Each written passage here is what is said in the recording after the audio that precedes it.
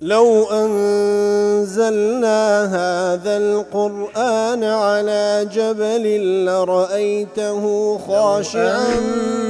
أنزلنا هذا القرآن على جبل لرأيته خاشعا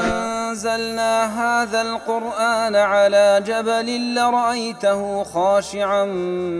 متصدعا من خشية وتلك الأمثال نضربها للناس لعلهم يتفكرون.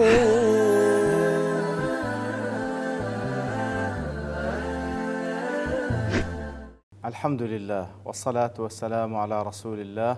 وعلى آله وصحبه ومن والاه. السلام عليكم ورحمة الله. برزنا خوش حالم لواني 639 لوانا كاين تفسير قرآني بيروز بما وخزمتان ومبست رزامندي رب العالمين وهي وادان بأوي آزي السودي لور بقرن.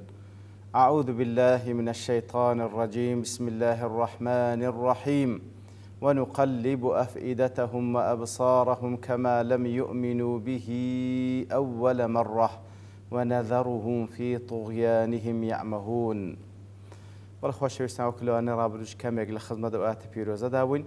رب العالمين دفرمي ونقلب أفئدتهم وأبصارهم واتا دفرمي إتر إيما الدلو تساويا لآستي حق ورد جيرينو لكار دخينو كما لم يؤمنوا به أول مرة هروك أواني كمزار آماد نبون كأو بيامان بيس لبيغمبر صلى الله عليه وسلم إيمان بينا يتروكو عقوبيك بوشي ويسزايان ددين كوا تاو دليان ورد جيرين لآست حق نايبينو تيناغن ونذرهم في طغيانهم يعمهون ووازيان لدينين تاوكو لطغيانو لسركشي خويان بوشي وي ترددو محير بنو بوشي وي سريان لبشي بەڵێ خۆشەویستان ئیتر وەکو گوتمان ئەوە زۆرێک لە مفەسرین ئەو های لێک دەنەوە هەروەکو لە تەفسیری قاسمی دەڵێ ئەی وما يشعركم أن نقلب أفئدتهم عن إدراك الحق فلا يفهمونه واتە دڵەکانیان بەو شێوەیە وەردەجێڕین لە بەرامبەر حەق تێناگا وای لێ دەکەن کەوا بەرامبەر بە حەق تێنەگا وأبصارهم عن اجتلائه فلا يبصرونه وهروها تاوەکانیان بەرامبەر بە ئاەتەکانی خوای گەورە کۆرەبی و نەیبینی ئەو جا دەڵێ لكن لا مع توجهها إليه بەڵام لەگەڵ ئەوەشدا کاتێک کە خوای گەورە ئەو بڕیاریان لەسەر دەدا معنای ئەوە نییە کەوا ئەوان بخۆیان دەیانەوێ ڕوو لە حەقن بەڵام خوا وەری دەجێڕینە بەخۆشیان ڕوو لە حەق نین واستعدادها لقبوله بخوشان استعداد وآماد باشيان تيداني لو قبول كرني وحقي بل لكمال نبوها عنه وإعراضها بالكلية بلكو لبرو لا أساسه أو بخوي بآقايا الحق ولا أساسه بخوي بالتواوتي روي لحق ورجي رايا ولذلك أخر ذكره عن ذكر عدم إيمانهم لويلات بيشوتر دفن وما يشعركم كاتكوان داوي هاتني آيات معجزات دكان خوي يقول دفن وما يشعركم أنها إذا جاءت لا يؤمنون أقول توزانا أجر أو آتاني أوانج اقتراح دكان بي أوان هر إيمان ناينن دفن أوزا لباش أو دفن مي إمش سزايان ددين ويكوات ساوكانيانو دلكانيان برامبر بحق ورد جيرينو تيناغن كواتا كاتكوا فرموي لا يؤمنون كواتوان بخويان لكفريتشي أصليدان خوي جورش أو برياريان لسرددا أو وكوتمان زوربي مفسرين بوشيوي ليك ددنا وكوا أو تقليبي بابلين ورجيراني تاود لكان برابر بحق وكو سزايك لبريوان بخويان پشتیان تێکردێ و ئامادە نەبووینە لە دوایەوەیەوە دەیبیستن لە پێغەمبەر صلی الله علیه و سلم یاخود لە داعی لە دوای پێغەمبەر صلی الله علیه و سلم ئامادەنین ئیمان پێ بن ئیتر خوای گەورەش بەو شێوەیە سزایان دەدا. بەڵام لە مەعارج و تەفەکر عەبدوڕەحمان بن حەبەنەکەی مەیدانی بە شێوەیەکی لێک داتەوە دەفەرمی لا يستقيم عقلا کەواتە عقلا ئەو شتە و قبول ناکرێ بەڕاست داناندرێ ولا مع دلالات النصوص القرآنية الأخرى وهروها لەگەڵ بەڵگە ئاەتەکانی بەڵگەی ئاياتە قورئانیەکانی تر بەو شێوەی تێی بگەین ئەن یەکونە هذا التقلیب إضلالا وصرفا عن أدلة الحق دەڵێ بەڕاستی نە لەگەڵ عەقڵ دەگونجێ نە لەگەڵ بەڵگەی ئاياتەکانی تری قورئانی پیرۆز دەگونجێ بۆی کەوا رب العالمین بەو مەفهومەی کەوا تازە باسمان کرد کەوا چاو دڵەکانیان وەرجێڕی و بڕیاری گومڕاییان لەسەر بدا و وەریان جێڕی ئەدیلە و بەڵگەکانی حەق نەبینن لأن الله لا يرضى لعباده الكفر الله سبحانه وتعالى وكو قاعدك كوا دفرمي لا يرضى لعباده الكفر رازي نية بوي كوا بندكاني كفر بكن فلزم عقلا لويا اما بابند بين بابلين ببيداويستي عقلي وانسجاما مع دلالات النصوص القرآنية الأخرى وتاوكو بقنزي لقل بلقي آيات قرآن يكاني تلو باريوة أن يكون المراد بهذا التقليب ما بس لو تقليب والجيران سيأدي المساعدة على إدراك الحق الرباني إدراكا ذاتيا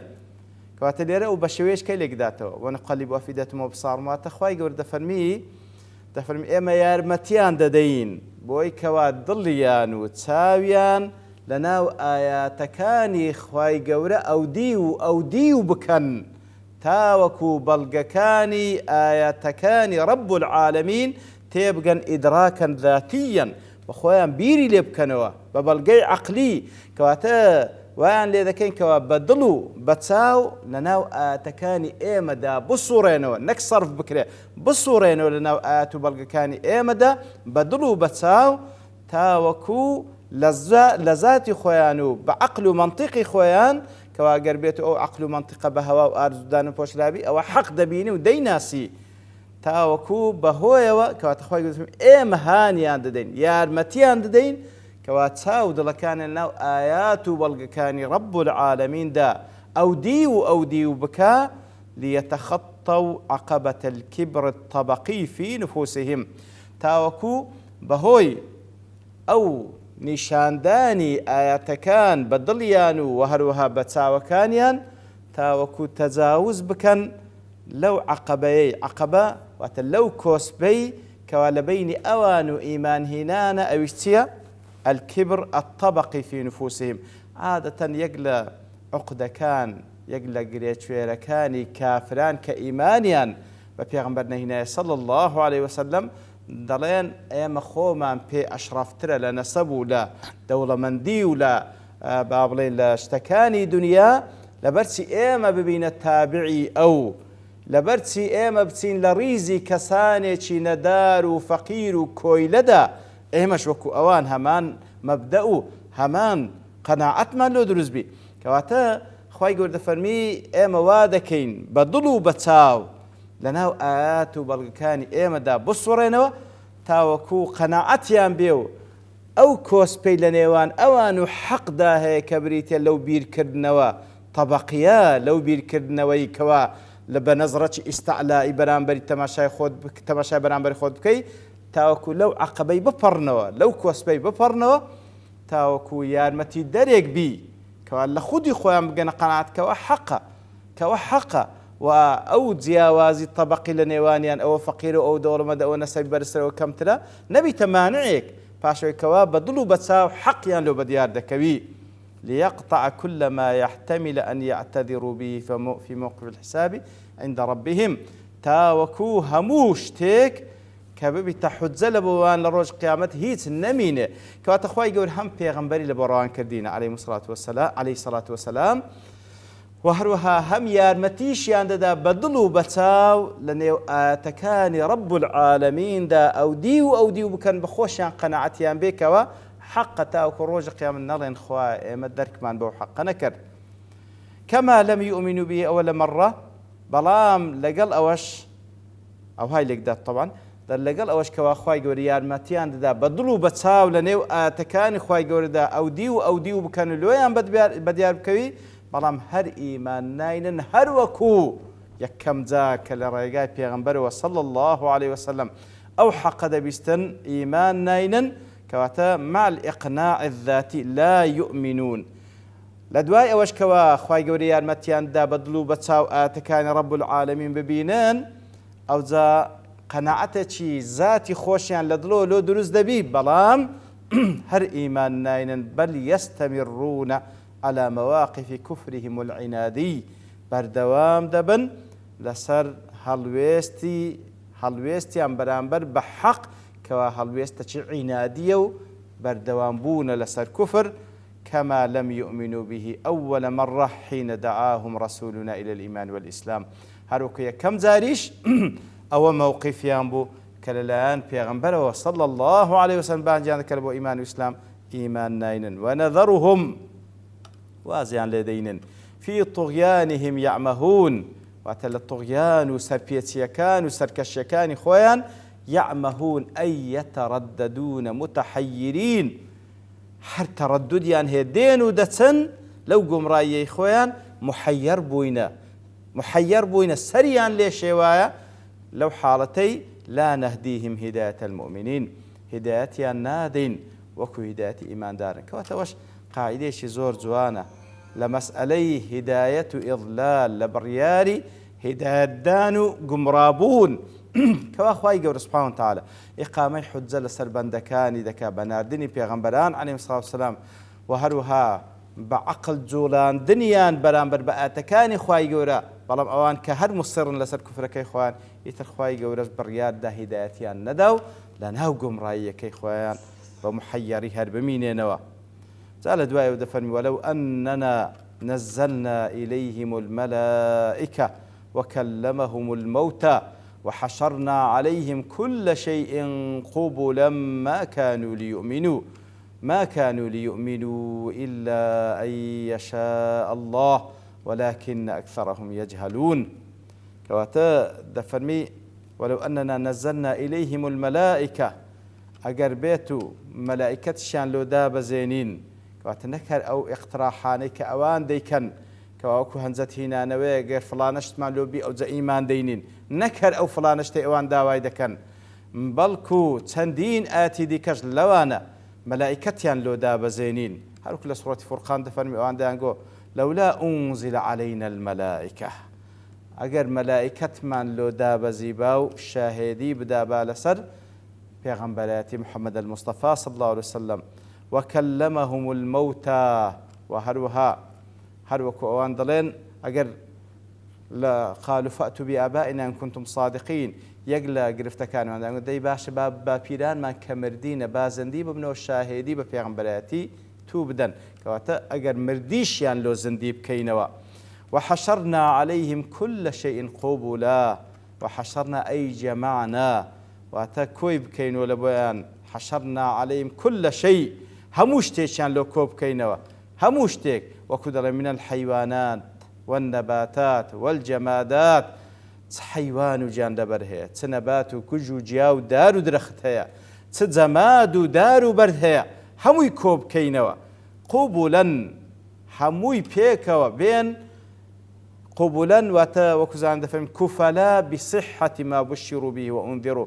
هموي بين شاهدي بدن دارو بردو جياو جاندارو هر هموي بين همويان بيكوا شاهدي بدن بويكوا ايما كفالتي رازقويي بيامكي بيغمبري خوادكين صلى الله عليه وسلم يعني قبولا كواتلير دا قبولا بمعنى كفالة كردنا واتدارو بردو قجو جياو جان لبر هموي بين كفالة براستو دروستي او بيغمبر بكن يعني وتبا قبولا بمعنى المواجهة والمعان واتهر هموي يعني روبرويا بين او شاهد يبدن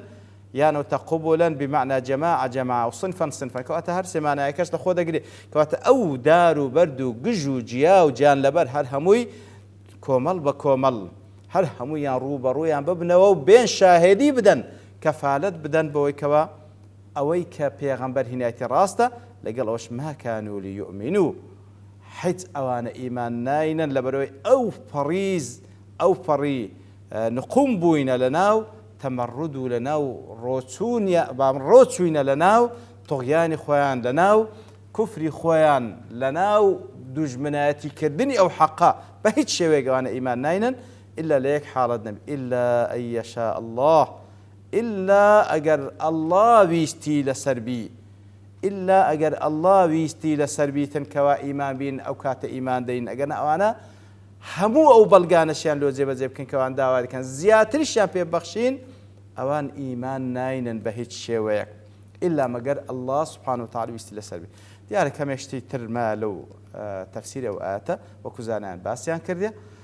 لبر أهميتكي لي دقرين لبواني داهاتو لبروكات من توابو أخوي يقول دبارين وبوشي ولا كان أخوي يقول تيبقين كرب العالمين ما بستيتي وببتماي ويكوا بتوين سوديك بهمو أو كسان رابقين كوا ما بستيان تيجيشتني حق وصلى الله وسلم على نبينا محمد وصلى الله على نبينا محمد وعلى آله وصحبه أجمعين وآخر دعوانا الحمد لله رب العالمين. لو أنزلنا هذا القرآن على جبل لرأيته خاشعا أنزلنا هذا القرآن على جبل لرأيته خاشعا أنزلنا هذا القرآن على جبل لرأيته خاشعا متصدعا من خشية وتلك الأمثال نضربها للناس لعلهم يتفكرون